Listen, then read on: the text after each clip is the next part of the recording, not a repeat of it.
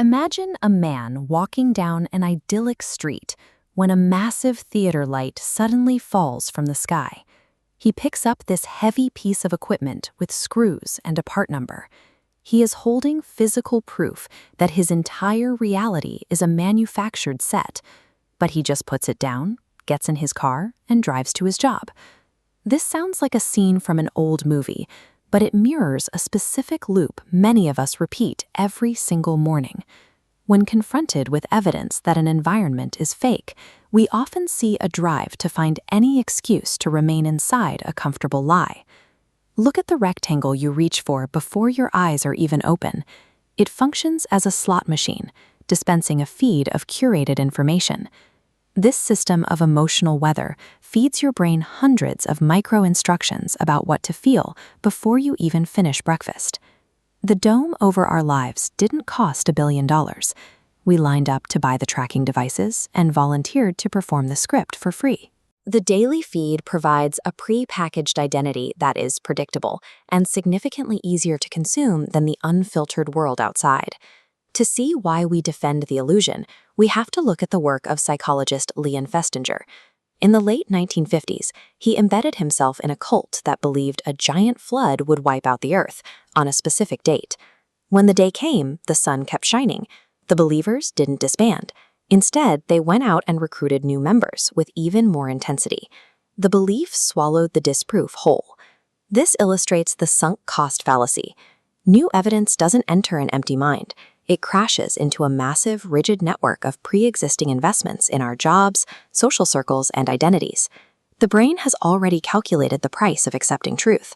If acknowledging a lie means tearing down 30 years of history, the mind defends the furniture.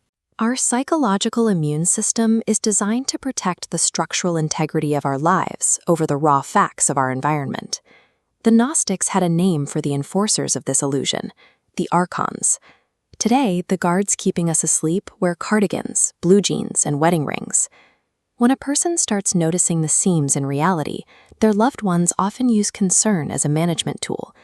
They tell you that you look tired or that your life is fine, pulling the straying mind back into the routine. When the illusion of safety stops holding the herd together, the system pivots to its backup tool, raw fear. History shows a recurring pattern. A sudden shock to the system organizes public anxiety, providing the cover to quietly strip away civil liberties. A distant, ambiguous threat funnels random, everyday anxieties into one unified and controllable panic. Constant repetition of claims about invisible weapons can sell the public on massive, destructive, and irreversible actions. Control is frictionless when the outside world appears so terrifying that the prisoners lock their own doors from the inside. Many stories portray awakening as an empowering moment, but across ancient literature, getting out of the cage hurts. Plato described prisoners in a cave. When one escapes, he is blinded by the sun and hated by those left behind. True awareness requires tearing down your worldview, your comforts, and your place in the social order.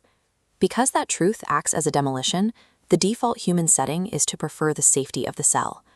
Gnosis functions as a daily internal muscle trained against the machine. You can start by hunting the seams in reality, asking what a specific narrative wants you to feel, and auditing the beliefs you defend the fastest. You also have to become harder to rush.